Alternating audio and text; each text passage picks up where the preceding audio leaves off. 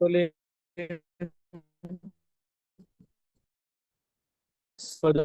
দদাতি সবদন্তিকম বন্দেহং শ্রীগুরু শ্রীযদুপদকমলং শ্রীগুরুং বৈষ্ণবাংশ শ্রীরূপং সাগ্রজাতং সহগণ রঘুনাথামৃতং তং সজীবম সাদ্বৈতং সবধূতং পরিজন সহিতং কৃষ্ণ চৈতন্য দেবং শ্রী রাধা কৃষ্ণ পাদন সহগণ ললিতা শ্রী বিশাখামৃতাং চ নমো মহাবদান্যয় কৃষ্ণ প্রেম প্রদায়তে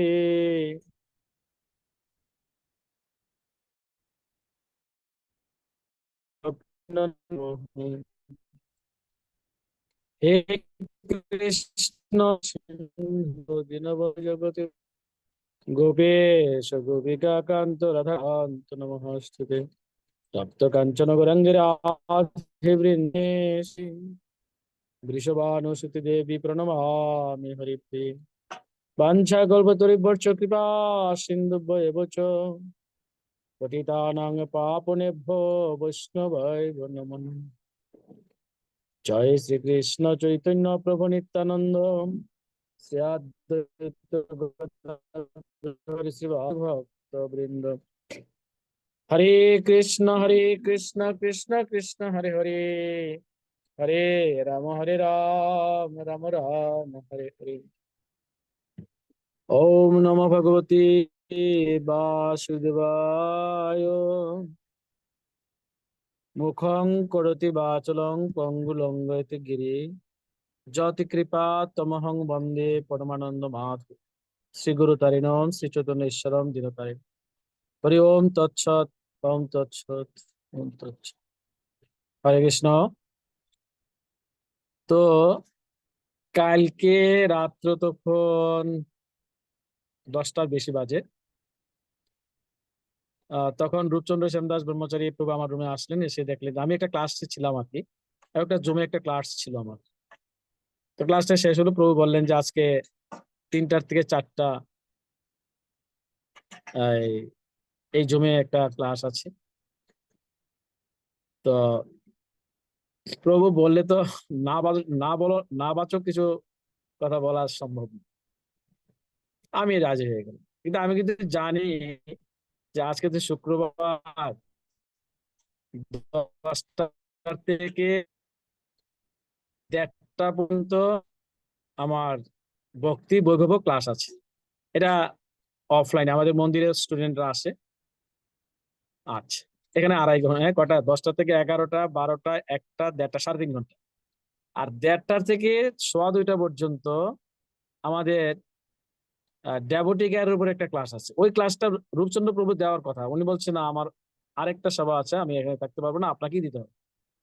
ঠিক আছে, তো ওইখান থেকে সবাইকে নিয়ে আবার নাট মন্দিরে চলে আসছি। সেখানে 1:30 থেকে 1:15 পর্যন্ত 2:15 পর্যন্ত ক্লাস, তারপরে প্রসাদ পাইলাম। এখন এই ক্লাসে এখন প্রশ্ন হলো আপনাদের কাছে যে দামোদর মাস তো চলে গেল, তারপরে ভীষ্ম পঞ্চ শেষ হয়ে গেছে, তর্পণা দিয়ে আমাদের কুমিল্লাতে খুব ঘটা করে বড় করে হয়েছে। সারা আমাদের কুমিল্লার সমস্ত ভক্তরা, আশপাশ উপজেলার ভক্তরাও এসেছে, যারা ব্রত করেছিল, ভীষ্ম পঞ্চক করেছে, তারা তর্পণাদি করেছে খুব সুন্দর পরিবেশে। আহ বুধবার 2টা থেকে 4টা পর্যন্ত হয়েছে, তারপরে তারা রাত্রে প্রসাদ পেয়েছে। এখন আমরা আজকে কি বিষয় নিয়ে আলোচনা করব, যদি কৃপা করে একটু বলেন আমাদের রঙ্গময় রাধাপ্রিয় প্রভু, রাধাপতি প্রভু, হরে কৃষ্ণ প্রভু, কি বিষয়? ধন্যবাদ আপনার চরণে।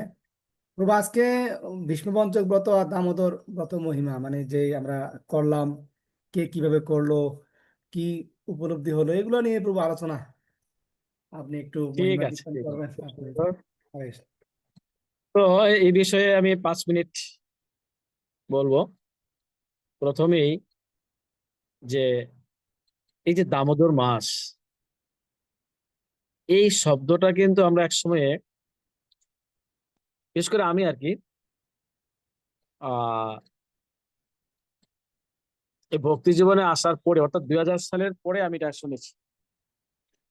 তার আগে জানতাম কার্তিক ব্রত, কার্তিক মাস ছোটবেলায় দেখেছি আমার ঠাকুমা, মা, কাকি, জেঠেরা এই ব্রত পালন করেছে। কিভাবে করেছে না, তারা বলতো যে এটা নিয়মের মাস। তার আগে আরো যখন ছোট ছিলাম, আরো ধরেন 50 বছর 60 বছর আগে, তখন শুনতাম যে কার্তিক মাস মানে হলো কি বলবো এটাকে, উম রোগ বালাই এবং প্রেত ভূতের মাস। আহ এই মাসে কি হয়, একটা বুড়ির ঘর পোড়ানো হয়।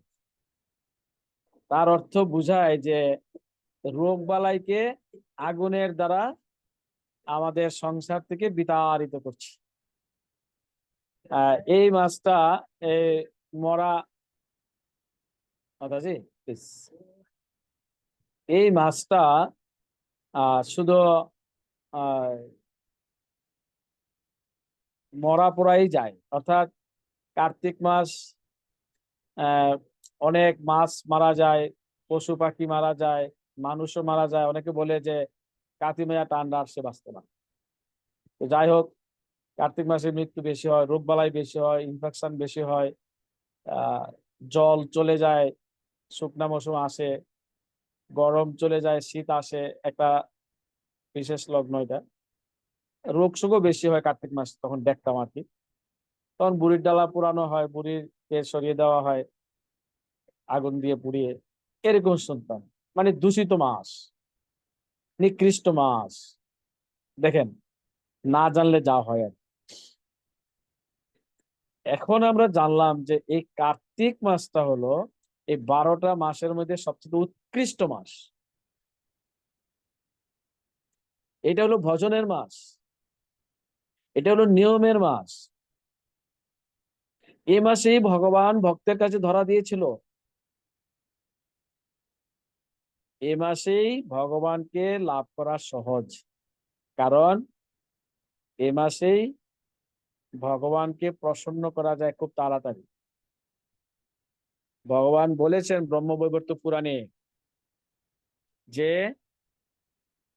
তুই একটু জায়গা দিয়ে, ভগবানও বলেছে যে জীবের সবসময় সাত্বিক আহার করা কর্তব্য। কিন্তু এই অধম পতিত কলির জীব, তারা সাত্বিক আহার করতে পারছে না বিভিন্ন কারণে। তাদের ইন্দ্রিয় লালসা, ইন্দ্রিয় তৃপ্তির জন্য তারা বিভিন্ন ধরনের জীব হত্যা করে, তারা ভোজন করে, পাপাচরণ করে। তো ভগবান অত্যন্ত করুণাবশত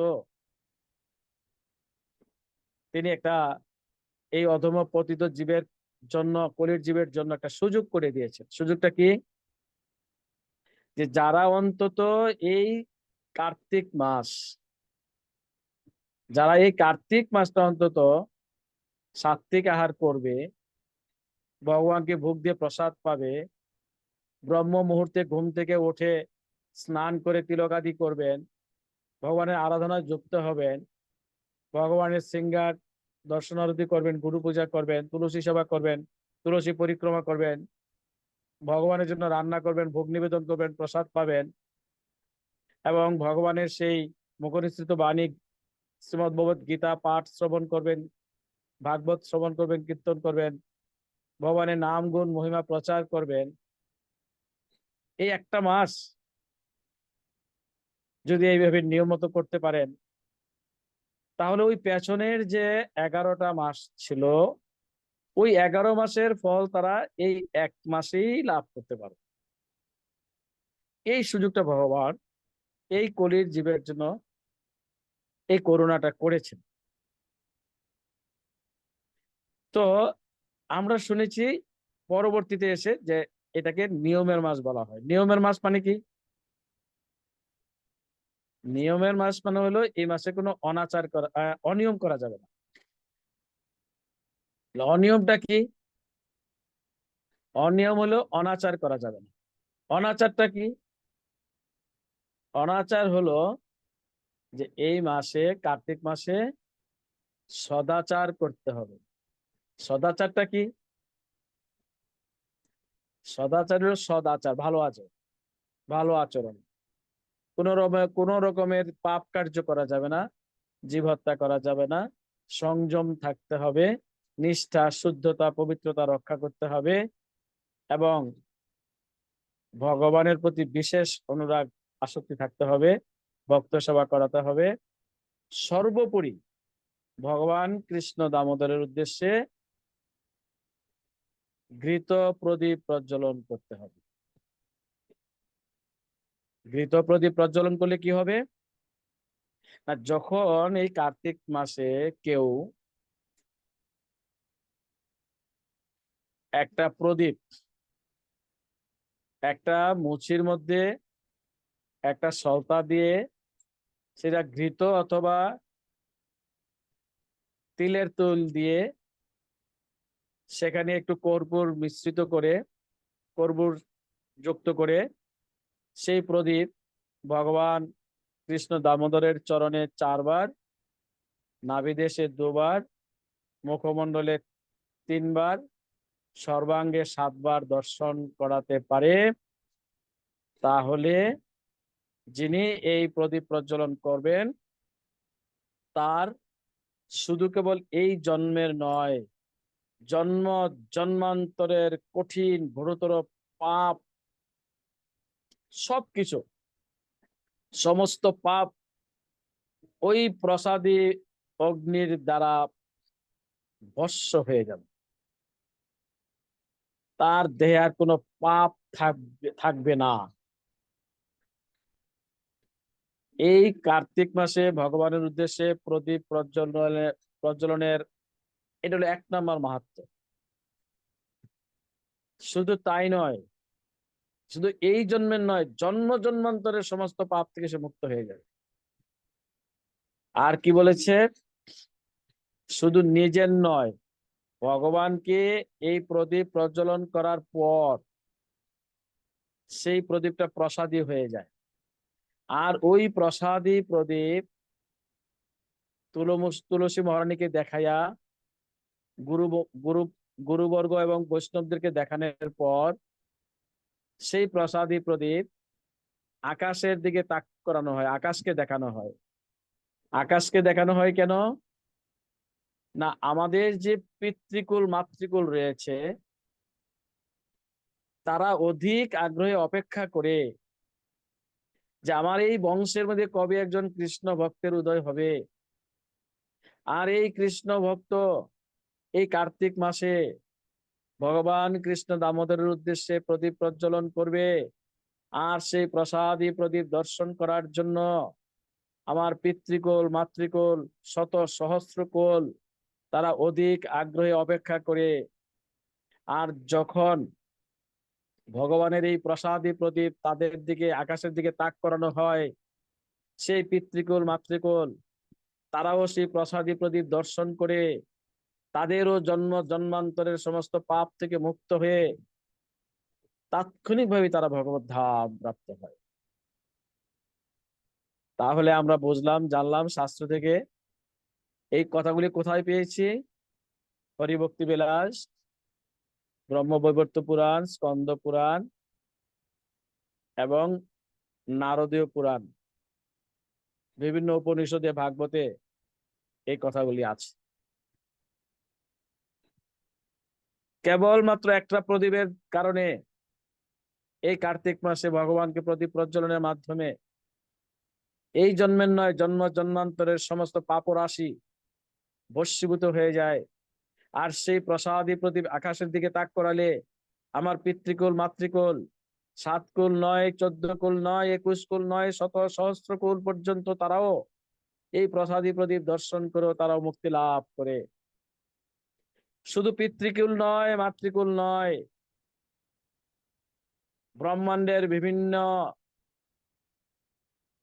স্বর্গলোক থেকে, দেবলোক থেকে দেবতারা পর্যন্ত অধিক আগ্রহে অপেক্ষা করে যেই মর্ত্যলোকের ভক্তরা কখন ভগবানকে প্রদীপ প্রজ্বলন করে সেই প্রসাদী প্রদীপ আকাশের দিকে তাক করাবে, আর দেবতারা পর্যন্ত সেই প্রসাদী প্রদীপ দর্শন করে তারাও সমস্ত বন্ধন থেকে মুক্ত হয়ে তারাও ভগবত ধাম প্রবেশ করে। এইভাবে আমরা দামোদর মাস এবং ব্রত, সর্বোপরি ভগবানের উদ্দেশ্যে প্রদীপ প্রজ্বলন এবং ভক্ত সেবা, কৃষ্ণ প্রসাদের মাধ্যমে আমরা এই একটা মাস অতিবাহিত করেছি। কৃষ্ণ কথা, ভাগবত কথা, চৈতন্য চরিতামৃতের কথা, দামবন্ধন লীলা, ভগবান শ্রীকৃষ্ণের ছোট্ট শিশু লীলাগুলি আমরা শ্রবণ করেছি 1 মাস যাবত। এখন প্রশ্ন হলো, দামোদর কথাটা কিভাবে আসলো? মাসের নাম দামোদর হলো কি করে? আর ভগবান শ্রীকৃষ্ণ গোপালের নামই বা দামোদর হলো কিভাবে? তো সেটার উত্তর হলো যে ঠিক এই কার্তিক মাসে ভগবান কৃষ্ণ গোপাল, এই কার্তিক মাসে ভগবান কৃষ্ণ গোপাল ননি চুরি করার দায়ে তার মা যশোদা কৃষ্ণ গোপালকে রজ্জুর দ্বারা তার উদর বন্ধন করেছিল।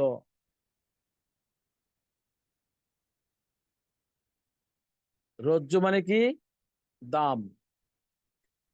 আর উদর মানে ধর, দামোদর। দামোদর অর্থ কি? দামোদর অর্থ হলো দাম মানে রজ্জু মানে দড়ি, আর ধর মানে উদর, উদর মানে পেট।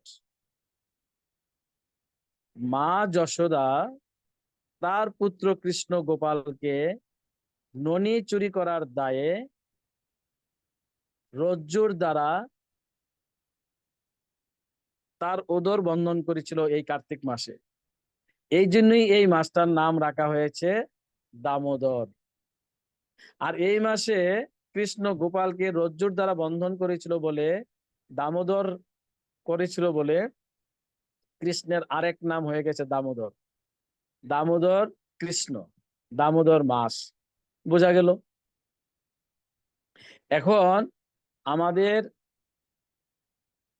সমাজে যে আরো বিভিন্ন সম্প্রদায় রয়ে গেছে, তাদেরও কিন্তু এরকম 12টা মাস আছে। যেমন বাঙালিদের 12টা মাসের নাম আছে, বৈশাখ, জ্যৈষ্ঠ, আষাঢ়, শ্রাবণ, ভাদ্র, আশ্বিন, এরকম। ইংরেজদেরও 12টা মাস আছে, জানুয়ারি, ফেব্রুয়ারি, মার্চ, এপ্রিল, মে, জুন, এরকম। তারপরে আমাদের পাশাপাশি আমাদের মুসলমান ভাইদেরও 12টা মাসের নাম আছে ইসলাম মতে। যেমন মহরম মাস, রমজান মাস, সবর মাস, শাবান মাস, জিলহজ মাস, জিলকত মাস, রবিউল আওয়াল, রবিউল রবিউল আহ রবিউল আওয়াল, আহ এরকম তাদেরও 12টা মাসের নাম আছে।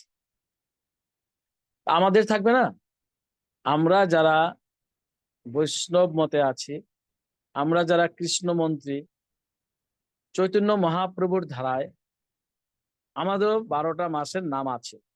প্রথম মাসটার নাম হলো কেশব মাস, দ্বিতীয় মাসের নাম নারায়ণ মাস, মাধব মাস, কেশব, কেশবায়, গোবিন্দায়, মাধবায়, বিষ্ণুবে, মধুসূদনায়, ত্রিবিক্রমায়, বামনায়, ধরায়, ঋষিকেশায়, পদ্মনাভায়, দামোদরায়। 12তম মাসটার নাম হলো দামোদর মাস। তো এইভাবে ভক্তরা এই দামোদর মাসকে উদযাপন করেন অত্যন্ত সুন্দরভাবে। আর ভগবান এই 12 মাসের মধ্যে এই কার্তিক মাসটা, অর্থাৎ এই দামোদর মাসটাকে বেশি পছন্দ করেন এবং উৎকৃষ্ট বলে ঘোষণা করেছেন। ভগবান এই মাসটাকে এত মহিমান্বিত করেছেন, যেটা আমরা ছোটবেলায় শুনেছি সবচেয়ে পচা মাস হলো কার্তিক মাস, দুর্গন্ধ, রোগ বালাইয়ের শেষ নেই, অভাব অনটন কার্তিক মাসেই হয়, মানুষ মরে, পশু পাখি মারা যায় কার্তিক মাসেই বেশিরভাগ। আর সেই পচা দুর্গন্ধময় কার্তিক মাসটাকে ভগবান এত মহিমান্বিত করেছেন যে এই মাসেই ভগবান ভক্তের কাছে ধরা দিয়েছিল। এই মাসেই মা যশোমতী তার কৃষ্ণ গোপালকে রজ্জুর দ্বারা উদর বন্ধন করেছিল। এই মাসেই ভগবান কৃষ্ণ গোপাল তার পিতা জ্যাঠা কাকা তাদেরকে ইন্দ্র পূজা বন্ধ করে গোবর্ধন পূজা করার জন্য উৎসাহিত করেছিল। ভগবান শ্রীকৃষ্ণের অনেক লীলা এই দামোদর মাসে হয়েছে। বহু লীলা, শিশু লীলা, বাল্য কৈশোর লীলা, অনেক লীলাই হয়েছে।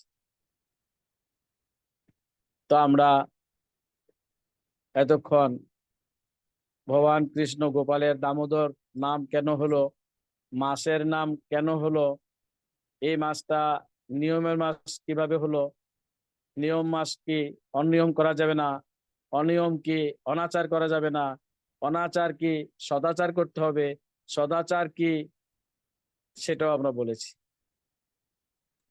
এই মাসে কোনো জীব হত্যা করা যাবে না, কোনো রকমের পাপ কার্য করা যাবে না, সাধু সঙ্গ করতে হবে, ভগবানের নাম গুণ মহিমা কীর্তন করতে হবে, প্রচার করতে হবে, ব্রহ্ম মুহূর্তে ঘুম থেকে উঠতে হবে, দুবেলা স্নান করতে হবে, তিলক ধারণ করতে হবে, তুলসীর প্রণাম, তুলসীর আরতি, তুলসীর প্রদক্ষিণ, তুলসীতে জলদান এই মাসেই করতে হবে এবং ভগবানের মহিমা এই মাসে বেশি করে প্রচার করতে হবে, নাম জপ করতে হবে। তাহলে কি হবে? আমরা খুব সহসাই এই দামোদর মাসের ফল লাভ করতে পারবো এবং পেছনের 11 মাসের ফলটাও এই মাসে লাভ করতে পারবো। এখন প্রশ্ন হলো যে এই সুযোগটা কেন দিয়েছেন ভগবান? তা আসলে আমরা তো ভগবানের অংশাতি অংশ, বিভিন্নাংশ। আমরা ভগবানের সন্তান, ভগবান হলেন আমাদের পরম পিতা। তো পিতা তো সবসময় চাইবো তার সন্তানের মঙ্গল, তার সন্তানের কল্যাণ চাইবো। পিতা কখনো সন্তানের দুঃখ কষ্ট চায় না। তাই যখন ভগবান দেখলেন এই অধম পতিত কলির জীবের অল্প আয়ু, মন্দ ভাগ্যা, কলহ প্রিয়, কৃষ্ণ ভক্তির লেশ মাত্র নেই, তারা সবসময় ইন্দ্রিয় তর্পণে ব্যস্ত, ভোগ বাসনায় তারা লিপ্ত, তখন ভগবান চিন্তা করলেন কিভাবে এই অধম পতিত কলির জীবকে লাইনে আনা যায়, মুক্তির ব্যবস্থা কিভাবে করা যায়। তখন ভগবান একটা সুযোগ করে দিয়েছে, কার্তিক মাস তোমরা পালন করো, একটা মাস অভ্যাস করো, অভ্যাস করতে থাকো। এবার 1 মাস নিরামিষ খাও, আগামীতে 2 মাস খাইবা, তারপরে 3 মাস খাইবা, এইভাবে 6 মাস। ধীরে ধীরে তোমরা সব সময়ের জন্যই সাত্বিক আহার করবে, সব সময়ের জন্যই তোমরা কৃষ্ণ প্রসাদ পাবে, সব সময়ের জন্যই তোমরা ভগবানের সেই দিব্য নাম জপ করবে, কীর্তন করবে, প্রচার করবে, ভগবানের সবাই যুক্ত থাকবে। তোমাদেরকে 1 মাস করে অভ্যাস করার চেষ্টা করছি, এভাবেই হবে। এটা ছিল ভগবানের উদ্দেশ্য। এখন আমরা যদি মনে করি যে না, কোন রকমে 1 মাস যে করছি এই বেশি, কখন এটাকে আবার সমাপনী অনুষ্ঠান হবে, আর সমাপনী অনুষ্ঠানটা করি, তারপরের দিন আবার আমরা জীব হত্যা করতে থাকবো, অনাচার করতে থাকবো, পাপাচার করতে থাকবো, আমরা অপেক্ষায় বসে থাকি। এখন ঘটনাটা হলো, এটাকে বলা হয় হাতির স্নান, হস্তি স্নান। হাতি যেরকম ভালোভাবে স্নান করে এখন উপরের তীরে উঠে সে কি করে, মাটিতে একটা গড়াগড়ি দেয়, তার মানে সে আগের মতন আবার কলুষিত হয়ে যায়। এখন আমরা পাপ মুক্ত হয়েছি এই 1 মাস, ভগবানের উদ্দেশ্যে প্রদীপ প্রজ্বলন করেছি, আমরা পাপ মুক্ত হয়েছি। এখন যদি আবার আমরা পুনরায় সেই একইভাবে পাপ কার্য করতে থাকি, জীব হত্যা করতে থাকি, নেশা করতে থাকি, অবৈধ সঙ্গ করতে থাকি, বৈষ্ণব নিন্দা, সাধু নিন্দা করতে থাকি, তাহলে আমরা পুনরায় আবার কলুষিত হয়ে যাব। এই হলো অবস্থা। এতক্ষণ আমরা এই দামোদর মাস সম্বন্ধে জানলাম, দামোদরের মহিমা, দামোদরের মাহাত্ম্য, ভগবান কেন এই দামোদর মাসকে উৎকৃষ্ট ঘোষণা করেছেন, শ্রেষ্ঠ ঘোষণা করেছেন, সে সম্বন্ধে জানলাম। এখন আমরা ভীষ্ম পঞ্চ সম্বন্ধে জান। তো এই ভীষ্ম পঞ্চটা কি? তা আসলে ভীষ্মদেব হলেন আমাদের দ্বাদশ মহাজনের মধ্যে একজন। ভীষ্মদেব হলেন কে? দ্বাদশ মহাজনের মধ্যে একজন, অন্যতম মহাজন। এই ভীষ্মদেব পূর্ব জন্মে অষ্ট বসুর মধ্যে একজন ছিলেন। এই ভীষ্মদেব হলেন গঙ্গা পুত্র ভীষ্ম, একজন ঐকান্তিক কৃষ্ণ ভক্ত, একজন শুদ্ধ কৃষ্ণ ভক্ত, শুদ্ধ ভক্ত। এই হস্তিনাপুরে যে কুরুক্ষেত্রের যুদ্ধ হয়েছে, সেখানে যেন ভগবান কৃষ্ণ পাণ্ডবদের পক্ষে ছিলেন, সেখানে এই ভীষ্মদেব জানতে পেরেছিলেন, বুঝতে পেরেছিলেন যে কৃষ্ণই একমাত্র অনাদিরাদি গোবিন্দ পরমেশ্বর ভগবান। কৃষ্ণ অনাদিরাদি গোবিন্দ, কৃষ্ণ সর্বকারণের পরম কারণ, কৃষ্ণ সমস্ত অবতারের অবতারী। কৃষ্ণ যেই পক্ষে আছে সেই পক্ষেই জয়লাভ করবে। এটা ভীষ্মদেব প্রথম থেকে বুঝে ফেলেছে যে কৃষ্ণ যেহেতু পাণ্ডবদের পক্ষে আছে, জয় তাদেরই হবে। আর এই ভীষ্ম ছিলেন তার পিতার আশীর্বাদ পুষ্ট পুত্র। তাকে আশীর্বাদ করেছিলেন, বরদান করেছিলেন যে তোমার ইচ্ছা মৃত্যু হবে, তুমি যখন চাইবে তখন তোমার মৃত্যু হবে, তুমি চাইবে না তোমার মৃত্যু হবে না, যেভাবে চাইবে সেভাবেই হবে। তাই কুরুক্ষেত্রের যুদ্ধ শেষ হয়ে যাওয়ার পরেও ভীষ্মদেব দেহত্যাগ করেন নাই। কেন? এর মধ্যে কয়েকটা কারণ আছে। এক নম্বর কারণ হলো যে বহুদিন তিনি অপেক্ষা করছিলেন অধিক আগ্রহে। কি অপেক্ষা? যে পাণ্ডুপুত্র যুধিষ্ঠির এই হস্তিনাপুরের রাজা হবেন, এই দৃশ্যটা ভীষ্মদেব দেখে যেতে চেয়েছিলেন। তিনি কুরুক্ষেত্রের যুদ্ধের মাঠে শরসজ্জায় থেকেও তিনি দেহত্যাগ করেননি, মৃত্যুবরণ করেননি। তিনি অপেক্ষা করছিলেন যুদ্ধ শেষ হোক, পাণ্ডবদেরই বিজয় হবে, আমি দেখে যাব যুধিষ্ঠির মহারাজ রাজা হয়েছে, সম্রাট হয়েছে। এই একটা কারণ। দ্বিতীয় কারণটা হলো যে এই একটা শুভ দিনের জন্য তিনি অপেক্ষা করছিলেন, অর্থাৎ উত্তরায়ণের জন্য অপেক্ষা করছিলেন। আর শুক্ল পক্ষের জন্য অপেক্ষা করছিলেন। আর শুভক্ষণ, শুভ লগ্নে তিনি ভগবান শ্রীকৃষ্ণকে তার মৃত্যুর আগে সশরীরে দর্শন করবেন। তার যুগল চরণ দর্শন করে ভগবানের নাম স্মরণ করতে করতে এই জগৎ থেকে তিনি চলে যাবেন। এই ছিল ভীষ্মদেবের প্রয়াস, যে মৃত্যুর সময় যেন আমি অবশ্যই ভগবান কৃষ্ণকে আমার সামনে আমি তার এই রূপ দর্শন করতে পারি, তার চরণ দর্শন করতে পারি। এটা ছিল 1 নাম্বার। তারপরে ছিল তিনি যেন উত্তরায়ণ শুক্লপক্ষে শুভক্ষণে দেহত্যাগ করতে পারেন। এই দুইটা যার জন্য অপেক্ষা করছিলেন তিনি। আর তারপরেরটা ছিল যুধিষ্ঠির মহারাজকে সম্রাট রূপে দেখে যাওয়া।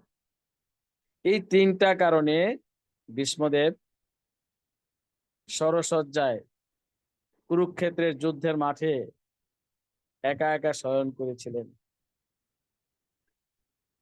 তিনি গঙ্গাপুত্র ছিলেন, তিনি নৈষ্ঠিক ব্রহ্মচারী ছিলেন, তিনি পিতৃবাক্য পালন করেছেন, তিনি পিতার আশীর্বাদ পুষ্ট ছিলেন, তিনি ইচ্ছা মৃত্যু বর প্রাপ্ত হয়েছিলেন, তিনি পূর্ব জন্মে অষ্টবসু ছিলেন, তিনি একজন ভগবানের শুদ্ধ ভক্ত ছিলেন। যার কারণে এই অধম পতিত কলির জীব ভীষ্মদেবের আশীর্বাদ প্রাপ্ত হওয়ার জন্য তার জীবনের অনুকরণ করছিলেন, যেটার নাম হয়েছে ভীষ্ম পর্ব, ভীষ্ম পঞ্চ। এটা তো 4 ভাগে করেছে, অনেকে 3 ভাগে করেছে। 1 নাম্বার যে ভাগটা সেটা ছিল একেবারে নির্জলা, 5 দিন। কিভাবে? প্রথম দিন সেই পবিত্র গোময় 1 ফোঁটা, দ্বিতীয় দিন গোচনা 1 ফোঁটা, তৃতীয় দিন দধি 1 ফোঁটা, চতুর্থ দিন ঘি ঘি 1 ফোঁটা, আর পঞ্চম দিন ওই 5টা বস্তু একত্রে করে খেয়েছে। 1 ফোঁটা ঘি, 1 ফোঁটা দধি, 1 ফোঁটা গোময়, 1 ফোঁটা গোচনা নিয়ে পঞ্চম দিন খেয়েছেন। তারপরে তর্পণ করেছেন, গঙ্গায় স্নান করে এসে তর্পণ করেছেন। তারপরে তারা পালন করেছেন, প্রসাদ পেয়েছেন। তো এখন একটা গ্রুপ তারা কেবলমাত্র ওই যে প্রতিদিন 1 ফোঁটা গোময়, তারপরে দিন 1 ফোঁটা গোচনা, তারপরে দিন 1 ফোঁটা দধি, তারপরে দিন 1 ফোঁটা ঘি, আর ভগবানের নাম জপ করতেন, আর ভগবানের সেবা করতেন। কিন্তু যারা পারে তারা করেছে। এটা বড় কঠিন, 5 দিন না খেয়ে থাকা। আর যারা পারছে না তারা ফল খেয়েছে দুবেলা, সকাল 10টায় আর বিকাল 4টা 5টায় ফল খেয়েছেন। তারাও বিষ্ণুভোজ্য করেছেন, দ্বিতীয় স্টেজের এটা। আর তৃতীয় স্টেজে কি করেছে? তারা হবিষণ্য খেয়েছেন, ফল খেয়েছেন। হবিষণ্য মানে ঘৃতান্ন, ঘৃত অন্ন খেয়েছেন, আর ফল ফলাদি খেয়েছেন। এভাবে 5 দিন তারপরে পালন করেছে। এখন প্রশ্ন হলো, প্রভুপাদ কিন্তু এই ব্যাপারে সবাইকে উৎসাহিত করেন নাই। কেন করেন নাই? তো একবার কি হয়েছে, আমাদের মায়াপুরে, এটা অনেক আরো আগে, 1985 বা 80 সালে এই ঘটনা ঘটে, বা তার একটু আগে হতে পারে, যাই হোক এই সময়টাই 80, না সরি, আরো আগে। এটা 76 75 সালে। প্রভুপাদ প্রকট অবস্থায়। তো মায়াপুরে ঘটনা ঘটেছে, দেখলেন যে 4-5 জন ভক্ত ঘরের ভিতরে দরজা দিয়ে শুয়ে আছে। প্রভুপাদ কড়া নাড়লেন, ভিতরে ঢুকলেন, গিয়ে দেখলেন যে একেবারে দুর্বল হয়ে তারা গাদা দিয়ে একবারে পড়ে আছে। কি ব্যাপার? প্রভুপাদ, আমরা নির্জলা একাদশী করছি, কারণ বিকাল হয়ে গেছে, প্রচন্ড খিদা, এখন আর দাঁড়াতে পারছি না, এখন দুর্বল হয়ে ঘরে পড়ে আছি, সন্ধ্যার পরেও কিছু খাবো না, রাত্রটা এইভাবেই যাবে, কালকে আর সকালবেলায় নির্দিষ্ট সময়ে পালন করে তারপরে খাওয়া দাওয়া করবো। তখন প্রভুপাদ খুব রাগান্বিত হয়ে বলছে, ওঠো, ওঠো তোমরা সবাই,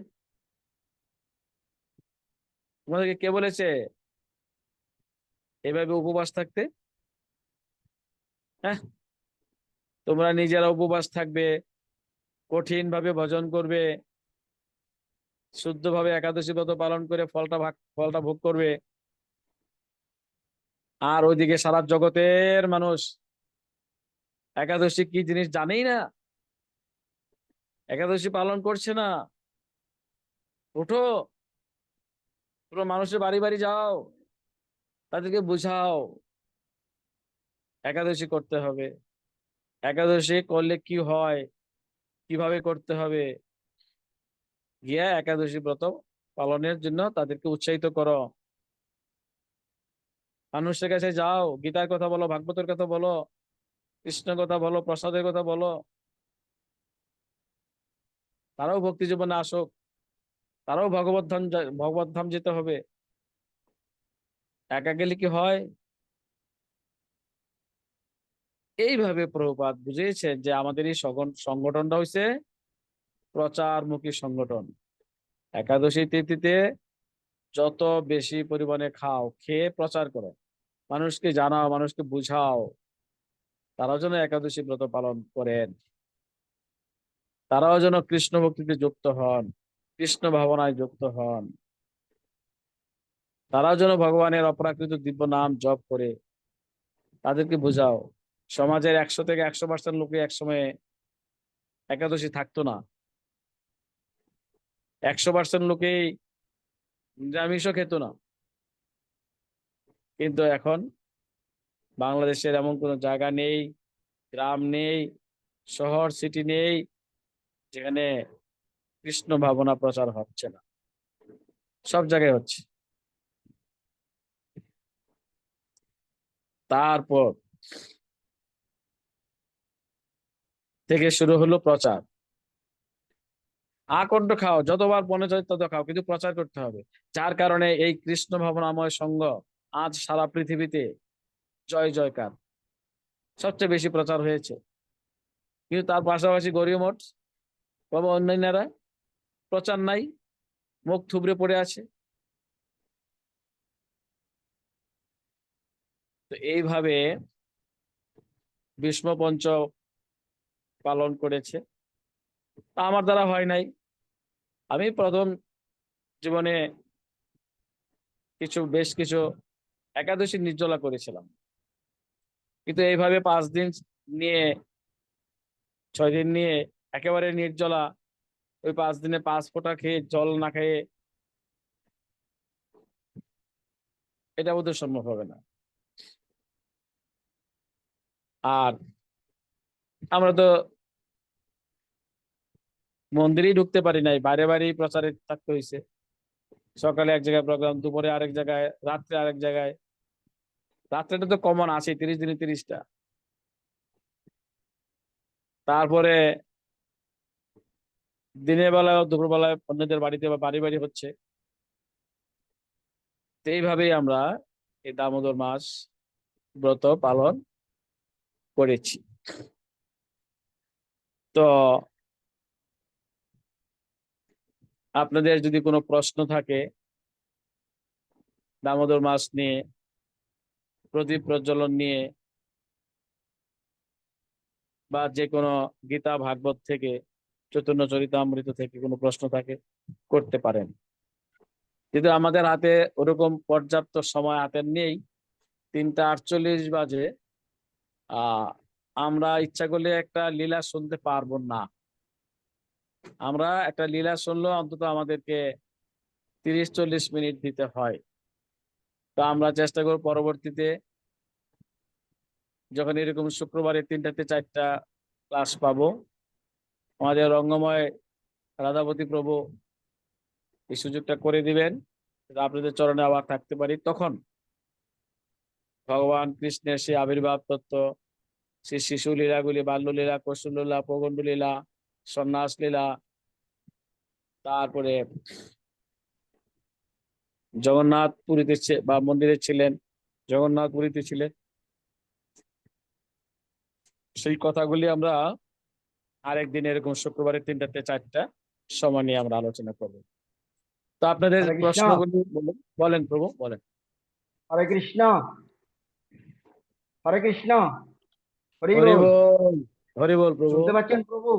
শুনতে পাচ্ছেন হ্যাঁ, প্রভু? শুনতে পাচ্ছি, শুনতে পাচ্ছি। আপনার শ্রীচরণে প্রণাম। আমি সৌদি আরব থেকে বলছি, হরিমোহন, শ্রী হরিমোহন। প্রভু, হরে কৃষ্ণ, হরি বল। প্রভু, আপনি যে দামোদর মাস, ভীষ্ম পঞ্চব্রত এবং কার্তিক মাস নিয়ে প্রবচন দিয়েছেন, অত্যন্ত খুবই মহিমান্বিত কথা। ভক্তরা শ্রবণ করে খুবই আনন্দিত, হৃদয় অঙ্গন করেছেন। প্রভু, আপনার শ্রীচরণে প্রণাম। আমি ছোট্ট একজন মানুষ, আমার কথাটুকু আমি বলি। হরে কৃষ্ণ। প্রভুপাদ আমাদেরকে, প্রভুপাদ আমাদের মঙ্গলের জন্য এত গ্রন্থ আদি দিয়ে গেছেন, আজ আমরা সবকিছু জানতে পারি একমাত্র প্রভুপাদের জন্যই। হরে কৃষ্ণ। আপনার হ্যাঁ, বলেন, শ্রীচরণে প্রণাম। আপনার প্রশ্নটা কি? আপনার কি? আমার আমার আমার প্রশ্ন কোনো প্রশ্ন না প্রভু, আমি আপনার যে প্রবচন শুনে আমি খুবই আনন্দিত প্রভু, খুবই হৃদয়ঙ্গন করেছি, আমার হরি হৃদয় থেকে বল, কুলুস নষ্ট করেছি প্রভু। হরে কৃষ্ণ। হরে কৃষ্ণ। ধন্যবাদ।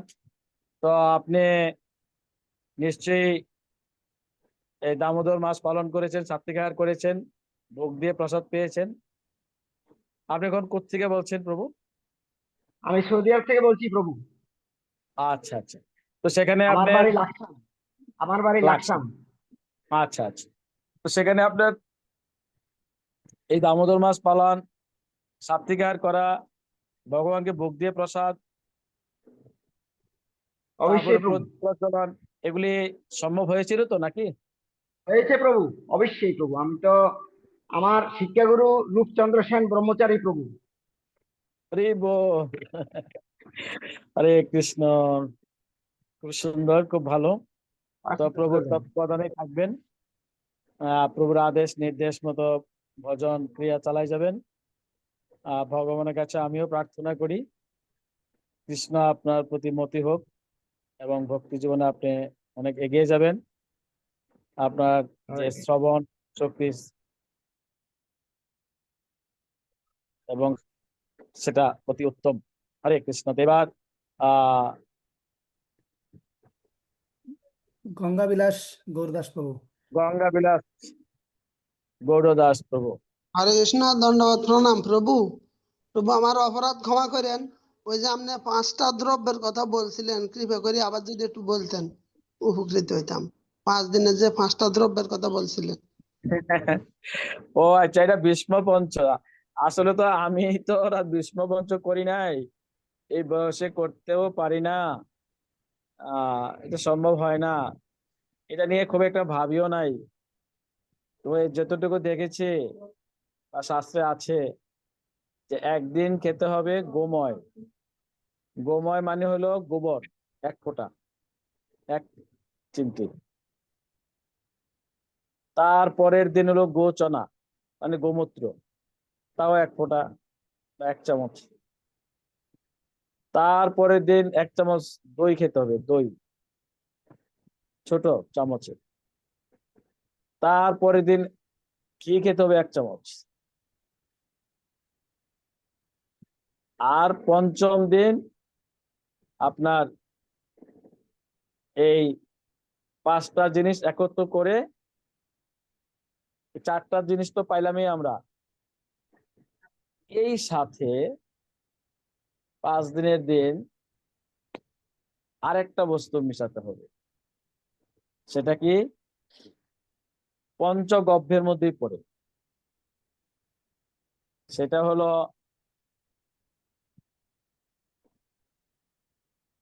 পঞ্চগব্যের মধ্যে গোময়, গোচনা, দই, দুধ আর হলো ঘি। তাহলে দুধ মিশ্রিত করতে হবে পঞ্চম দিনে। ব্যাস হয়ে গেল। তো 5 দিনে 5টা। এটা বড় কঠিন।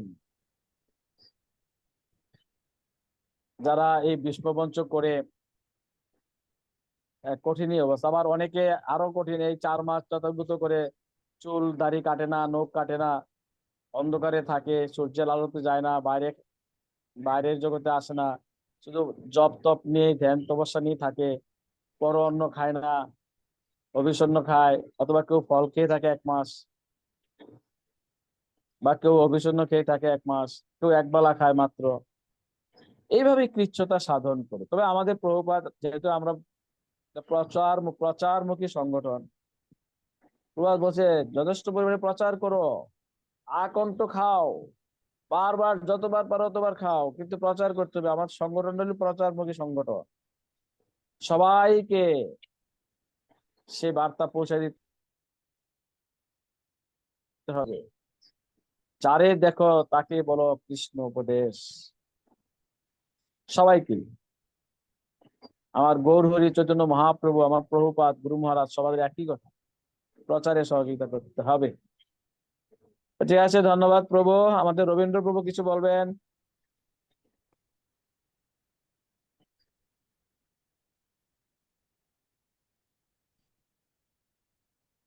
রবীন্দ্র প্রভু কিছু বলবেন? প্রভু হ্যান্ড রাইজ আনমিউট করেছেন, আনমিউট করুন, প্রভু আনমিউট করুন, রবীন্দ্র প্রভু আনমিউট আনমিউট। করুন। হরে কৃষ্ণ। হরে শুনছেন প্রভু? কৃষ্ণ। হরে কৃষ্ণ। হরি বল প্রভু। প্রণাম, প্রণাম, প্রণাম। আমার প্রণাম প্রশ্ন, প্রভু। এই বিষ্ণু পঞ্চকটা হয়তো আমি কোনোদিন করিনি, এইবার করেছি আর কি। হয়তো যদিও ইয়া করে অভিষণ্ণ খেয়ে করেছি। এখন আমার প্রশ্ন হইলো, 3 নাম্বারটা করেছেন। যে 3 নম্বরটা, হ্যাঁ, তা আমার আমরাও প্রশ্ন হইলো, 3 নাম্বারটাই করি। আমার প্রশ্ন হইলো এটা কি আবশ্যক, না এটা কম্পালসারি, না অপশনাল? এটা কি না, আসলে বিষয়টা হলো কি, আমি আপনাকে বলি, ওই যে প্রথম বলে গেলাম না, যে একটু একটু করে অভ্যাস করার জন্য একটা সুযোগ দিয়েছে আর কি, যে অবিষণ্ণ খাও, এখানে অন্য কিছু আর খাওয়া যাবে না, পটল খাওয়া যাবে না, সিম খাওয়া যাবে না, বরবটি খাওয়া যাবে না, তারপরে এই তিল সরিষা এগুলি খাওয়া যাবে না, আরো না কি গো, বেগুন খাওয়া যাবে না, সিম খাওয়া যাবে না, লাউও খাওয়া যাবে না। খাবে কি? নিষেধ আছে, লেখা আছে, হরিভক্তি বিলাসে লেখা আছে। এবং কোন সবজিটা কোন দিন খাইলে কি অপরাধ হবে, কোন দণ্ড ভোগ করতে হবে, সব লেখা আছে শাস্ত্রের মধ্যে। তো আমাদের প্রভুপাদ কি বলেছেন? প্রভুপাদ বলছে যে এখন যদি তোমাদেরকে এই সমস্ত খাবারগুলি শাস্ত্রের মতে নিষেধ করি, তাহলে তোমরা সারাদিন শুধু একটা ধ্যান নিয়ে থাকবে। কোন ধ্যান? কি খাবো, কোনটা খাবো, কোনটা খাবো না, কোনটা বাদ দেব। হ্যাঁ, সিম খেতে পারবো না, বরবটি খেতে পারবো না, এই খাওয়াটার মধ্যে বোধহয় আহ উম, সিম আছে, কোনটা সিমের বীজ আছে, কোনটা সরষা দিয়ে সম্বার দিছে, কোনটার মধ্যে তিল আছে, এগুলি খাওয়া যাবে না, কোনটার মধ্যে গাজর আছে, খাওয়া যাবে না। ওই শুধু কেবল খানা খানা খানা খানা, খাই খাই খাই খাই চিন্তা করতে।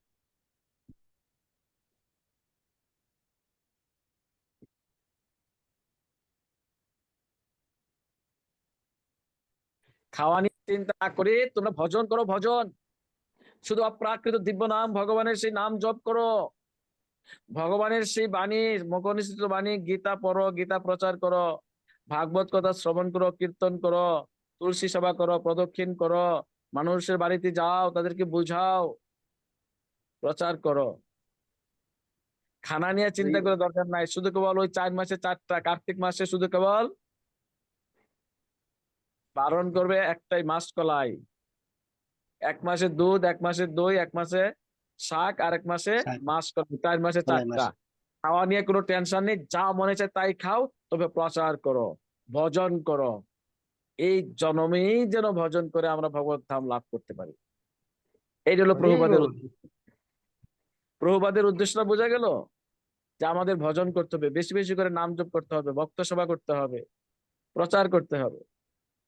তাইলে আমরা এই জন্মেই ভগবত ভক্তি লাভ করে, সিদ্ধি লাভ করে ভগবত ধাম যেতে পারবো। হরে কৃষ্ণ প্রভু। এটা এটা কি বিধি ভক্তির আওতায় পড়ে না? কোনটা? এই যে বিশ্ব পঞ্চব্রত এটা বিধি ভক্তি, এটা বৈধি বিধি ভক্তি, ভক্তি, এটা কর্মকাণ্ড, কর্মকাণ্ড। জ্ঞান ইয়েস, কাণ্ড, মিত্র ভক্তি।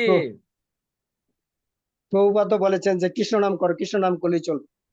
তাহলে ওইটা হ্যাঁ, করলে দিয়ে চলে, এইটা করলে দিয়ে চলে, আর রাইট। অত অত কিছু করার তো কৃষ্ণ, দরকার নাই। এইগুলি শুনেন, এই যে বলেছে যে দামোদর মাসে তোমরা সবাই ব্রহ্ম মুহূর্তে ঘুম থেকে ওঠো, স্নান করো, তিলক আদি করো, মন্দির মার্জন করো, মঙ্গল আরতি করো, ভগবানের শৃঙ্গার করো, দর্শন আরতি, গুরু পূজা করো, ভাগবত পাঠ শ্রবণ করো, ভগবানের জন্য রান্না করো, ভোগ দাও, প্রসাদ পাও, কীর্তন আদি করো, প্রচারে যাও, দীপ দীপ দীপ দান করো, অনুষ্ঠান আদি করো। তো এখন যারা ভক্ত, যারা প্রভুপাদের আশ্রয়ে আছেন, গুরু মহারাজের আশ্রয়ে আছেন, তারা কি ব্রহ্ম মুহূর্তে উঠে স্নান করে না? তারা করে কি মঙ্গল আরতি করে না? করে তারা কি তুলসী সেবা করে না? তুলসী পরিক্রমা করে না? তারা কি ভগবানের জন্য রান্না করে না? ভগবানের ভোগ দিয়ে প্রসাদ পায় না? তারা কি প্রতিদিন ভাগবত গীতা পাঠ শ্রবণ করে না? প্রচার করে না? করছে তো। এখন এগুলি কার জন্য? ভক্তরা এই দামোদর মাসটা যেভাবে পালন করছেন আপনারা, ভক্তরা যে পালন করছেন, আপনারা তো 12 মাসই করছেন। কেশব মাস, নারায়ণ মাস, মাধব, গোবিন্দ, কৃষ্ণ, মধুসূদন, সব মাস তো আমাদের কাছে সব একরকম। একরকমই। শুধু কেবল এই দামোদর মাস, এই কার্তিক মাস, এই নিয়মের মাস, এইগুলা তো, এটা তো সাধারণ প্রাথমিক স্তরের, কনিষ্ঠ স্তরের ভক্তদের জন্য। হরে কৃষ্ণ। যারা উন্নত স্তরে আছে তারা তো সবসময় করছে, যে নিয়মের কথাগুলি তো সবসময় তো ভক্তরা করছে। আবার এটা নতুন করে কি কি কি শিখতে হবে, কি করতে হবে? তারা তো আগে থেকেই করে। এগুলি করতে হবে নতুন ভক্তদের জন্য। তারা একটু একটু করে অভ্যাস করবে, 1 মাস 1 মাস, 7 দিন 7 দিন করে অভ্যাস করবে।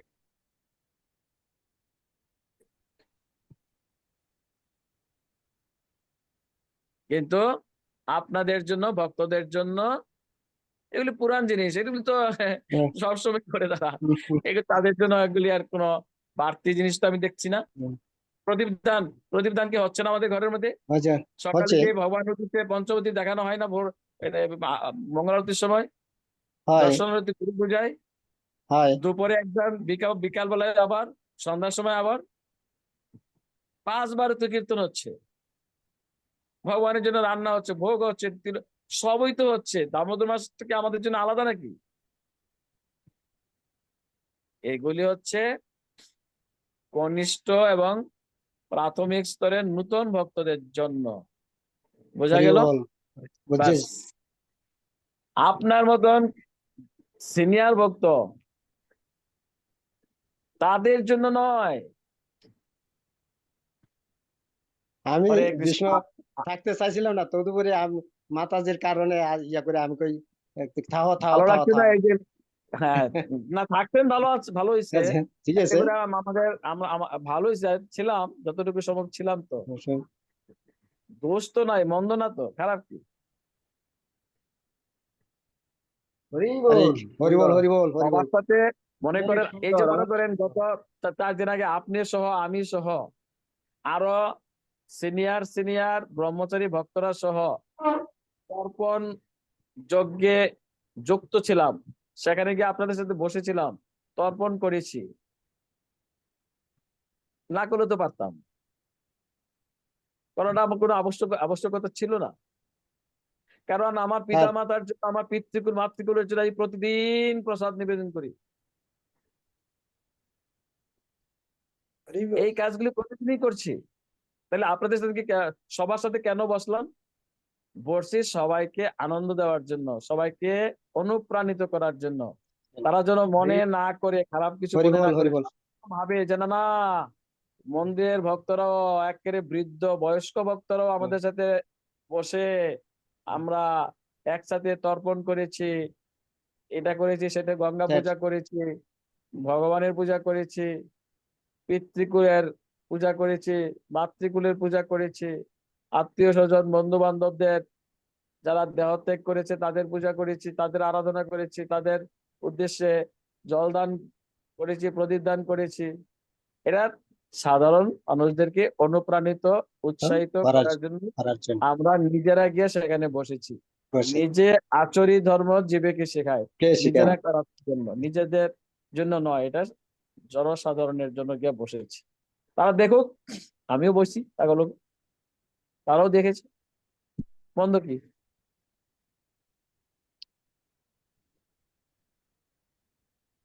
হরিবল হরিবল। হরে কৃষ্ণ কৃষ্ণ। হরে তা কৃষ্ণ। আমি অনুরোধ করবো আমাদের রঙ্গময় রাধাপতি প্রভুকে, তিনি যেন এইভাবে প্রতি মাসের একটা শুক্রবারে 3টা থেকে 4টা আপনাদের সকলের চরণ দর্শনের আমার সুযোগ করে দেন।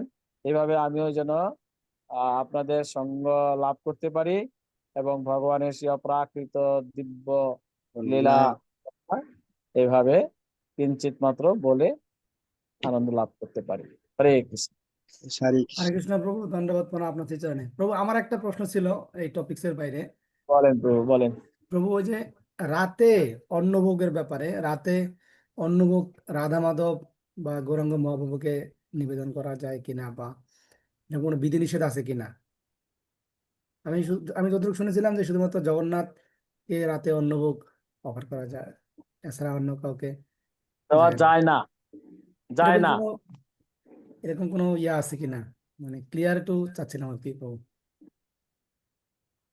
এখন ঘটনা হলো, ভগবানকে তো 5বার ভোগ দেওয়া হয়। মঙ্গল আরতির আগে একটা দেওয়া হয়, সেটা হলো লাড়ু, সন্দেশ বা মিষ্টি, মোয়া, এইসব দিয়ে। কারণ ঘুম থেকে উঠেই কৃষ্ণ গোপাল কি পছন্দ করে? অন্ন পছন্দ করে না, শুকনা জিনিস হলে, মিষ্টি জিনিস হলে ভালো হয়, বাস হয়ে গেছে।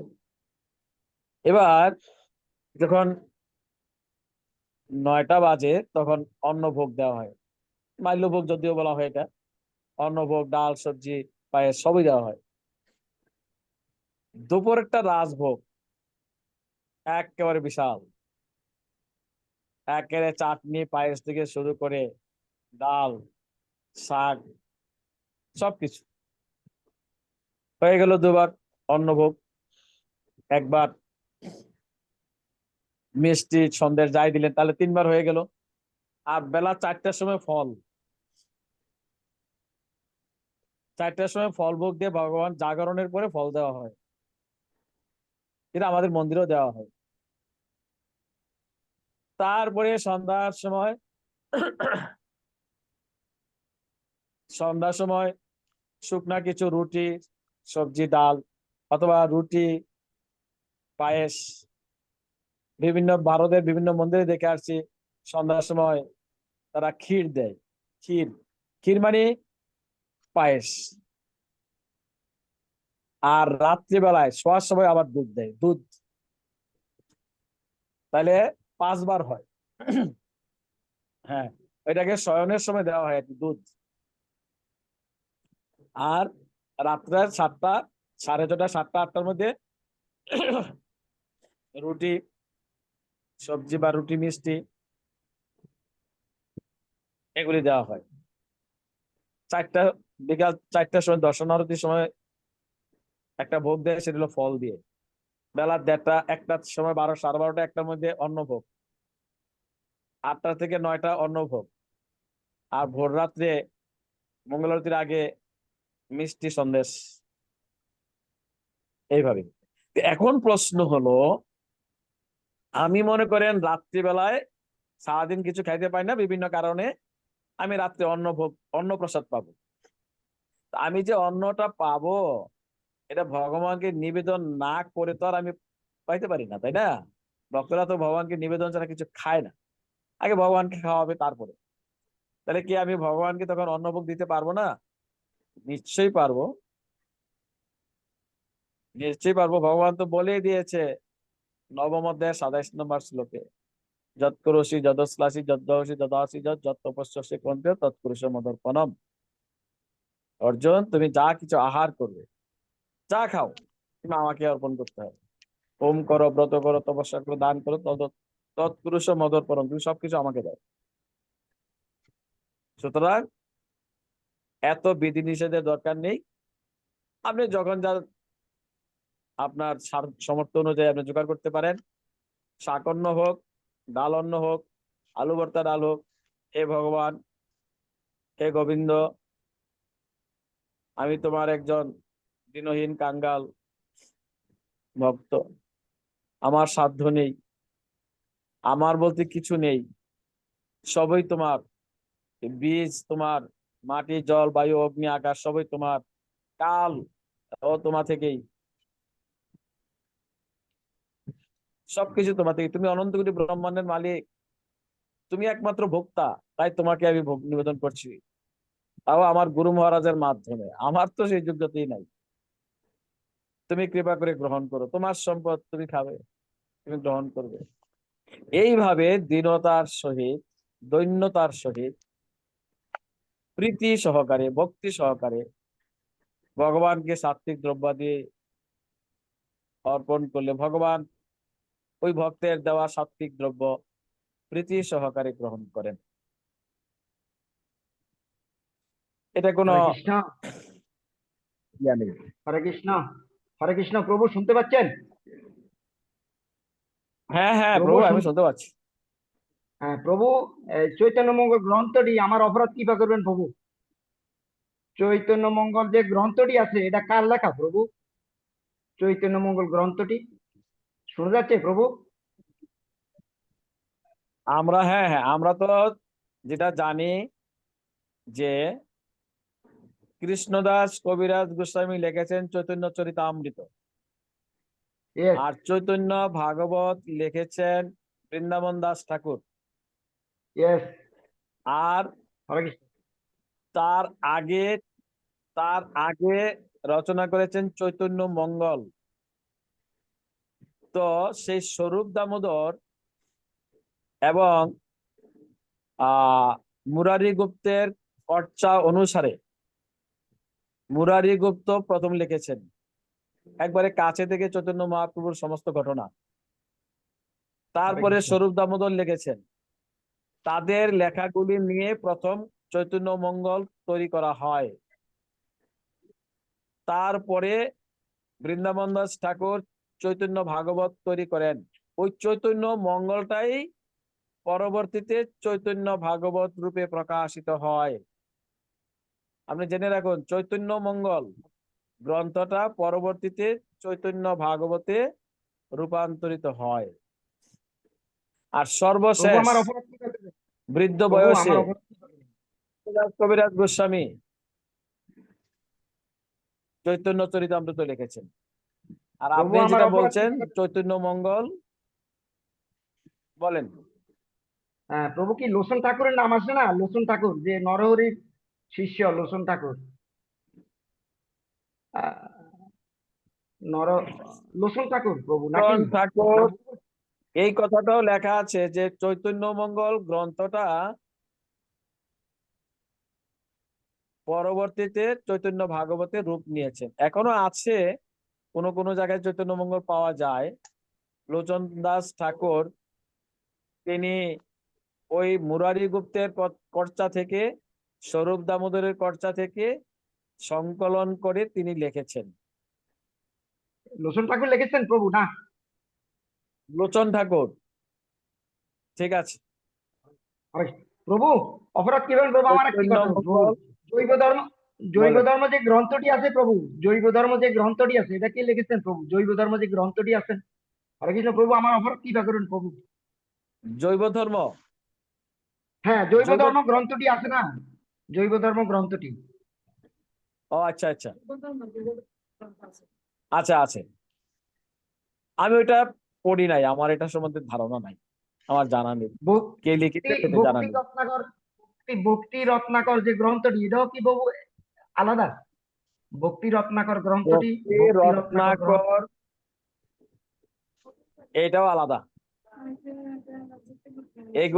এগুলি বেশিরভাগই দেখতেন আমাদের প্রভুপাদ ভক্তি রত্নাকর থেকে সংকলন করেছেন অনেক কথা। এগুলি এনে ওই চৈতন্য চরিতামৃত এবং চৈতন্য ভাগবতের মধ্যে যুক্ত করে দিয়েছেন, যার কারণে আমরা চৈতন্য মঙ্গল বা ভক্তি রত্নাকর এগুলি আমাদের দেখতে পাই না, এগুলি যুক্ত হয়ে গেছে অলরেডি চৈতন্য ভাগবত চৈতন্য চরিতামৃতের মধ্যে। তাহলে আমরা এই দুইটা গ্রন্থই আমরা সাধারণত দেখি, শ্রীমদ্ ভগবত গীতা, শ্রীমদ্ ভাগবতম, এগুলি আমাদের দেখা হয়। আর ভক্তি রসামৃত সিন্ধু আর উপদেশামৃত, উপনিষদম, এই কয়েকটা গ্রন্থ নিয়ে আমরা সবসময় চর্চা করি, গবেষণা করি, রিসার্চ করি। হরে কৃষ্ণ। এর বাইরে যাওয়ার কোনো আবশ্যকতা নেই। এগুলি পড়তে পারলে জানতে পারলে গৌরপার্শ্বদ চৈতন্য চৈতাবলী গ্রন্থটি প্রভু একই নাকি? গৌরপার্শ্বদ চৈতন্য ওইটাও আমি পাই চৈতাবলী। নাই, ওইটাও পাই নাই। প্রভুপাদ আমাদেরকে অত্যন্ত সহজ সরল করে গেছেন। প্রভুপাদ নিজে বহু গ্রন্থ অধ্যয়ন করেছেন, বহু পুরাণ, 18 পুরাণ, 108টা উপনিষদ, এই 108টা উপনিষদ 18 পুরাণ ছাড়াও আরো বহু গ্রন্থ ঘেটে পড়াশোনা করে দলিত মথিত করে সবকিছু ভাগবতে নিয়ে স্থান দিয়েছেন। ভক্তি রসামৃত সিন্ধু গ্রন্থ, উপনিষদম, এইগুলির মধ্যে নিয়ে স্থান দিয়েছেন তার তাৎপর্য। এগুলি আমাদেরকে আর কষ্ট করতে হয়, দাদু আমাদের সবকিছু করে দিয়ে গেছেন, আমাদের আর কিছু কষ্ট করতে হয় না, বিভিন্ন ধর্মগ্রন্থ আমাদের খুঁজতে হয় না, দেখতে হয় না, কারণ তিনি এগুলি পড়াশোনা করে এগুলি সব নিয়ে এসেছেন তার তাৎপর্যের মধ্যে। এই 3টা গ্রন্থের মধ্যে গীতা, ভাগবত, চৈতন্য চরিতামৃত, 3টা গ্রন্থের যে তাৎপর্য আছে এখানে তিনি সবকিছু আমাদের জন্য রেখে গেছেন, যাতে আমাদের দৌড়াদৌড়ি করতে না হয়, বিভিন্ন পুরাণাদি উপনিষদ পড়ে আমরা যাতে বিভ্রান্ত না হই, এই জন্য তিনি এই কাজটা করেন। এই যে বেদ তিনি পড়েছেন, বেদ কে পড়েছেন? প্রভুপাদ। কিন্তু আমাদের দরকার নাই, কারণ প্রভুপাদ যেটা ভালো মনে করেছেন, যেটা প্রয়োজন মনে করেছেন, এইটা তিনি তার বিশ্লেষণের মধ্যে এনে যুক্ত করে দিয়েছেন, আমাদেরকে যাতে আর কষ্ট করতে না হয়, দৌড়াদৌড়ি করতে না হয়, আমরা যেন বিভ্রান্তি না হই, এই জন্য তিনি এই সুযোগটা করে দিয়ে গেছেন। যার কারণে আমরা ওইগুলি ধরেও চাই না, দরকার নেই আমাদের, আমরা বিভ্রান্ত হয়ে যাব, আমাদের সমস্যা হয়ে যাবে। প্রভুপাদ আমাদের সেই ব্যবস্থা করে দিয়ে গেছে। হরে কৃষ্ণ। হরে হরে কৃষ্ণ। ধন্যবাদ প্রভু আপনার শ্রী চরণে। কৃষ্ণ প্রভু, ওই হরি যে বল। সময় আমাদের থাকলে শুদ্ধ মাধবী দেবীদাসী মাতাজি কিছু বলবেন? হ্যান্ড রাইজ হ্যাঁ করেছেন প্রভু, মাতাজি। প্রভু প্রণাম, আপনার শ্রীচরণে কোটি কোটি প্রণাম। হরি তো বল। ভালো লাগে প্রভু আপনার ক্লাসটা, এবং আজকে অনেক আনন্দ পেলাম। আপনি যে বললেন যে আমাদের কাছে কোনো দামোদর স্পেশাল না, আমাদের সারা বছরই দামোদরের মতো উদযাপন করতে হবে, এটা থেকে অনেক আমি অনুপ্রেরণা পেলাম। আর একটা ছোট প্রশ্ন, আপনি বললেন যে আমরা তো 12 মাসই পিতামাতাকে দিয়ে থাকি, তো আমরা যে এই যে ভগবানের সেবার মাধ্যমে কিভাবে পিতামাতা বা পূর্বপুরুষদের দিই, এটা একটু যদি ব্যাখ্যা করতেন। তো ঘটনা হলো কি, আহ এই যে আমরা প্রতিদিন ভগবানের উদ্দেশ্যে ভোগ নিবেদন করি, এই ভোগ নিবেদন করার পরে যখন এটা প্রসাদ হয়ে যায়, তখন আমাদের পিতৃকুল মাতৃকুল তারা অধিক আগ্রহে অপেক্ষা করে যে এই বংশের মধ্যে কবে একজন কৃষ্ণ ভক্তের উদয় হবে, আর সেই কৃষ্ণ ভক্ত বৈষ্ণব ভগবানকে ভোগ নিবেদন করবে, আর সেই প্রসাদ আমি আলাদাভাবে আমার পিতা মাতার উদ্দেশ্যে নিবেদন করি আর না করি, তাৎক্ষণিক ভাবে তারা সেই নিবেদিত প্রসাদ পেয়ে যায়। শুধু পিতা মাতার আত্মাই পায় না, দেবতারা পর্যন্ত ভগবানের সেই নিবেদিত প্রসাদ পাওয়ার জন্য খুব কাছে চলে আসে এবং তারাও সেই প্রসাদ লাভ করে।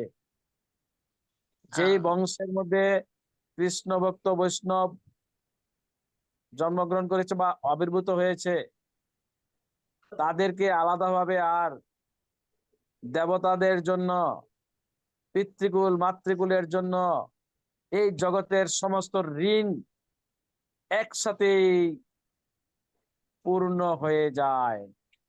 আরেকটা কথা হরি শুনে বল। যান, শ্রীমদ ভগবদ গীতায় 8ম অধ্যায়ের 28 নম্বর শ্লোকে বলেছে,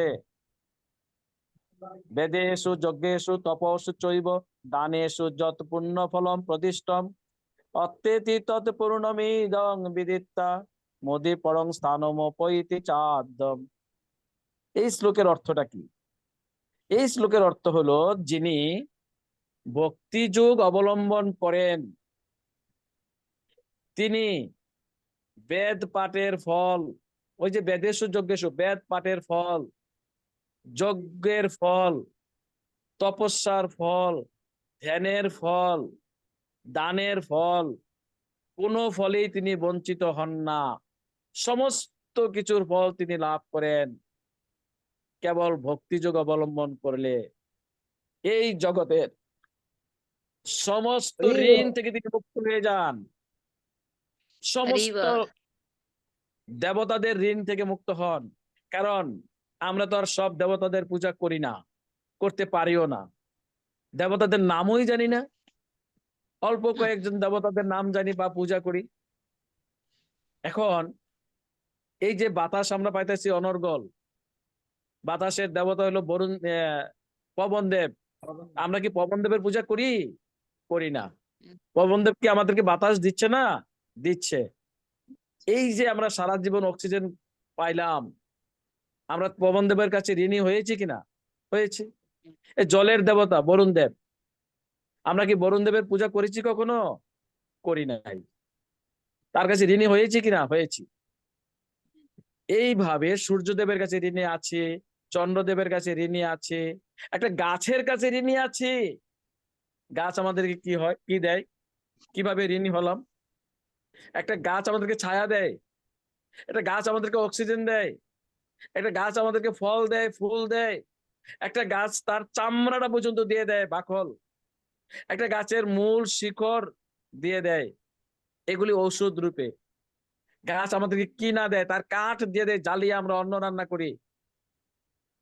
গাছের কাছে ঋণী আছে কিনা? আছি। গাছের পূজা কি করি আমরা? না। আচ্ছা, আমরা গাভীর কাছে ঋণী আছে কিনা? মায়ের কাছে ঋণী আছে কিনা? তো অবশ্যই। মায়ের ঋণ কি কেউ আমরা শোধ করতে পারবো? মায়ের দুধ তো খাইছি আমরা 2 বছর 3 বছর মাত্র, কিন্তু একটা গাভীর দুধ সারা জীবন খেয়েছি। ঋণী কার কাছে বেশি? গর্ভধারিণী মায়ের কাছে নাকি একটা গাভীর কাছে? আমার কাছেই গাভীর কাছে। বেশি। গাভীর পূজা কি আমরা কখনো করেছি? গাভীর পূজা তো আমরা কখনো করি নাই। আমাদের রঙ্গময় প্রভু আছেন, আগে প্রভু। রঙ্গময় প্রভু আছে। আমরা কি আগে কখনো গাভীর পূজা করেছি? না, করি নাই। না দেবতা, সব প্রভু। দেবতার পূজা করছি? না, করি না নাই। প্রভু। আমরা কি মায়ের ঋণ শোধ করতে পারবো? দেবতার ঋণ শোধ করতে পারবো? এই যে ধরিত্রী, এই যে মাটির উপর আমরা দাঁড়িয়ে আছি, তার ঋণ শোধ করতে পারবো? কারো কখনো না ঋণই প্রভু। আমরা শোধ করতে পারবো না। এই সমাজের প্রত্যেকটা মানুষের কাছে আমরা ঋণী আছি, বৃক্ষের কাছে ঋণী আছি, গাভীর কাছে ঋণী আছি, 7 প্রকার মায়ের কাছে ঋণী আছি। মা 7 প্রকারের মা আছে, সমস্ত দেবতাদের কাছে ঋণী আছি। এখন শ্রীমদ ভগবত গীতায় বলেছে 8ম অধ্যায়ের 28 নম্বর শ্লোকে, বেদেষু যজ্ঞেষু তপস্যু চৈব দানেষু যৎ পুণ্য ফলম প্রদিষ্টম অত্যেতি তৎপূর্ণ মিদং বিদিত্তা মোদি পরং স্থানমুপৈতি চাদ্যম। অর্থাৎ যারা ভক্তিযোগ অবলম্বন করে তাদেরকে আলাদাভাবে আর বেদ পাঠ করতে হয় না, ধ্যান করতে হয় না, তপস্যা করতে হয় না, যজ্ঞ করতে হয় না, দান করতে হয় না। কারণ সে ফল তারা পেয়ে যায় শুধু ভক্তিযোগ অবলম্বন করলে। শুধু তাই নয়, এই জগতের সমস্ত দেবতাদের ঋণ পরিশোধ হয়ে যায়, মাতৃ ঋণ পরিশোধ হয়, ভক্তি জীবন করলে দেবতাদের ঋণ, মায়ের ঋণ, গাছের ঋণ, সূর্যের ঋণ, চন্দ্রের ঋণ, ধরিত্রীর ঋণ, গাভীর ঋণ, বৃক্ষের ঋণ, সমস্ত ঋণ থেকে আমরা মুক্তি লাভ করব। আর অন্তিমে ভগবত ধাম প্রাপ্ত হব। শ্রীমদ ভগবত গীতার এই 8ম অধ্যায়ের 28 নম্বর শ্লোকে পরিষ্কার ভাবে বলা আছে। তাহলে এই ভক্তিযোগটা কি? ভক্তিযোগ হলো কৃষ্ণ সেবা, ভক্তিযোগ হলো কৃষ্ণ চিন্তা, কৃষ্ণ নাম জপ, কৃষ্ণ কথা, কৃষ্ণের বাণী প্রচার করা, কৃষ্ণের জন্য রান্না করা, ভোগ দেওয়া, প্রসাদ পাওয়া, সারাদিন কৃষ্ণের সেবা নিয়ে যত ব্যস্ত থাকা, এইটা হলো ভক্তি জীবন। কৃষ্ণের সংসার, কৃষ্ণের সম্পদ সব, এটা হলো ভক্তি জীবন। এখন ভক্তি জীবন পালন করলে সমস্ত দেবতারা প্রসন্ন হয়ে যায়। ভক্তি জীবন পালন করলে সমস্ত ঋণ থেকে মুক্ত হওয়া যায়। ভক্তি জীবন পালন করে ভগবত ধাম লাভ করা যায়। আর কি চাই আপনার? হরি বল। হরি বল। হরে কৃষ্ণ। খুব ক্লান্ত লাগছে, এখনই বিশ্রাম দিয়ে দেবো। 10টার থেকে 1:30 পর্যন্ত আমাদের ভক্তি বৈভব ক্লাস ছিল। তারপরে ডেভোটি কেয়ারের ক্লাস 2:30 2:30 পর্যন্ত। তারপর মাঝখানে একটু প্রসাদ পেয়ে আপনাদের চরণে চলে আসছি। এখন আমরা চলে যাব চান্দিনাতে। আজকে চান্দিনার সমাপনী অনুষ্ঠান, কিছুক্ষণ পরে একটা গাড়ি আসবে, আমরা চলে যাব সেখানে। আর ওখানে দায়িত্ব রাতে 11টা 12টা বাজতে পারে। তো ঠিক আছে, জয় সকলে প্রভুপাদ, শ্রীপাদ গোপাল গুরু দাস প্রভু এবং কি ভক্তি প্রার্থনা আমরা প্রভুপাদ কি জয়। ভগবানের কাছে দুহাত তুলে প্রার্থনা করব। জয় শ্রীকৃষ্ণ চৈতন্য প্রভু নিত্যানন্দ প্রভু শ্রী অদ্বৈত নিত্যানন্দ গদাধর শ্রী শ্রীবাসাদি অদ্বৈত গৌর গদাধর ভক্তবৃন্দ। শ্রীবাসাদি হরে কৃষ্ণ হরে কৃষ্ণ কৃষ্ণ কৃষ্ণ হরে হরে, হরে রাম রাম হরে হরে। তো এখানে আমাদের পূজনীয় মাতাজিও আছেন, তিনিও আমাদের ভক্তি বৈভব ক্লাস করেছেন। আমাদের সাথে অনেকেই আছে, তারা ভক্তি শাস্ত্রে ক্লাস করেছে, তারপরে আবার ডেভোটি কেয়ারে ক্লাস করেছে, আবার এখন আপনাদের সাথেও ক্লাস করতেছে। মাতাজি একজন